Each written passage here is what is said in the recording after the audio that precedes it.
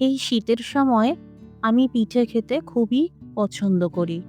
আমার বাড়িতে এই সরু চাকলি পিঠা নলেন গুড় দিয়ে আর খেজুর গুড়ের পায়েস দিয়েও খাওয়া হয়। সুজির সাথে আমি আর কি কি উপকরণ দিই, স্বাদ বাড়ানোর জন্য আর কিভাবে বানাই, যেমন পারি যতটা পারি সব আজকে আপনাদের সাথে শেয়ার করব।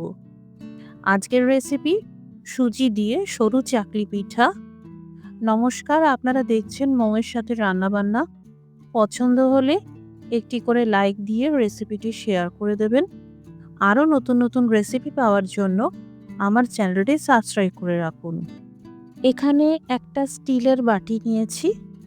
এই বাটির মাপ করেই সুজি নেব।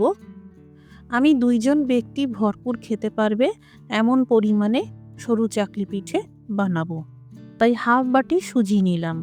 এখানে আমি খুব ছোট দানার প্যাকেটজাত সুজি সেগুলো নিয়েছি। প্রথমে এই শুকনো সুজি মিক্সার জারে গুঁড়ো করে একদম ফাইন পাউডার তৈরি করে নেব। অবশ্যই ভালো করে চেক করে নেবেন সুজির একটা ফাইন পাউডার তৈরি হলো কিনা। এবার এই সুজির গুঁড়োতে দিয়ে দিচ্ছি সামান্য লবণ, চিনি দিয়ে দিচ্ছি 2 চা চামচ মতন। আমি অতিরিক্ত উপকরণে সামান্য এলাচ গুঁড়ো স্বাদ বাড়ানোর জন্য দিয়ে দিলাম। এরই সাথে দিয়ে দিলাম গুঁড়ো দুধ উঁচু করে 1 চামচ। এবার দিয়ে দিলাম 1 টেবিল চামচ মতন কোরানো নারকেল। আপনারা বাজারজাত কোকোনাট পাউডারের ব্যবহারও করতে পারেন। আপনারা শুধু জল দিয়েও বেটে নিতে পারেন, আবার এই রকম আমার মতন করে দুধ দিয়েও বেটে নিতে পারেন। হাফ কাপ দুধের সাথে হাফ কাপ জল মিশিয়ে নিয়েছি। যারা পিঠেগুলোকে দুধের মতন সাদা ধপধপে রঙের রাখতে চাইছেন, তারা এই গুঁড়ো দুধটা দেবেন না। অবশ্যই এই পেস্ট করা মিশ্রণ যেন একদম মসৃণ তৈরি হয়, সেদিকে খেয়াল রাখবেন। ব্যাটার মসৃণভাবে বেটে না নিলে অনেক সময় সরু চাকলি পিঠে ভাজতে গিয়ে অসুবিধা হয়, প্যানে আটকে যায়। আমি এই ব্যাটারটা একটা মিক্সিং বোলে ট্রান্সফার করে দিলাম। মিক্সার জারে আরও কিছু পরিমাণ ব্যাটার লেগে আছে, সেটাও ভালো করে চেঁচে দিয়ে দিলাম। এই ব্যাটারের কনসিস্টেন্সি খুবই গুরুত্বপূর্ণ। ব্যাটার অনেক বেশি পাতলা করে ফেললে সরু চাকলি ভেজে তোলার সময় ছিঁড়ে যেতে পারে বা ভেঙে যেতে পারে। আবার অনেক বেশি ঘন রাখলে সরু চাকলিগুলো অনেক মোটা মোটা তৈরি হবে। তাই অবশ্যই অল্প অল্প করে জল মেশাতে হবে, একসাথে মেশাতে যাবেন না। অল্প করে জল দিয়ে এইভাবে ভালো করে মিশিয়ে নিতে হবে।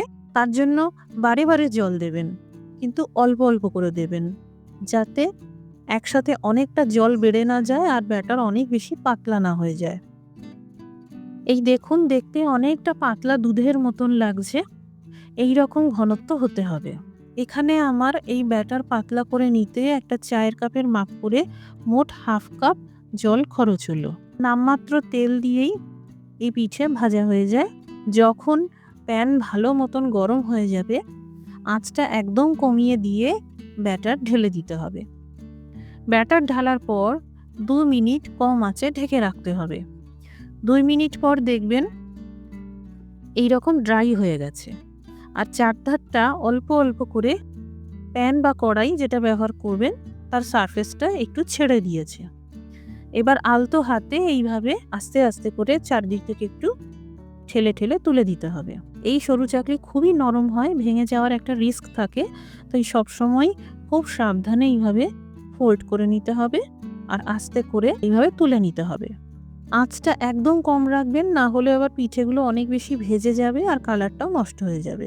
এবার আরেকটা সরু চাকলি ভেজে দেখাচ্ছি। যদি এই ভাজার সময় মনে হয় প্যান বা কড়াই অনেক বেশি গরম হয়ে গেছে, তাহলে কিছুক্ষণের জন্য আঁচটা বন্ধ করে দেবেন। তাপমাত্রা কমে যেতেই আবার আঁচটা জ্বালিয়ে নেবেন। গ্যাস বা উনুনের আঁচটা খুবই গুরুত্বপূর্ণ। এইভাবে একটু কমিয়ে বাড়িয়ে অ্যাডজাস্ট করে নিতে হবে। এই রকম ননস্টিকি প্যান না থাকলে আপনারা যে কোনো তাওয়া বা অ্যালুমিনিয়ামের কড়াইতেও এই একই পদ্ধতিতে বানাতে পারবেন। আমি অনেককে দেখেছি এই সরু চাকলি বানানোর সময় ব্যাটারে ডিম দিয়ে থাকেন।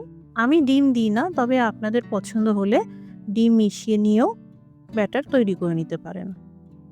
এইভাবে খুবই সহজে সরু চাকলি তৈরি করে নিতে পারবেন। পাতলা নলেন গুড় দিয়ে অথবা পাটালি গুড়ের পায়েস দিয়ে খেতে দারুণ লাগে। যাদের সরু চাকলি বানাতে একটু সমস্যা হচ্ছে বা প্রথমবার বানাবেন, একবার এভাবেও করে দেখতে পারেন।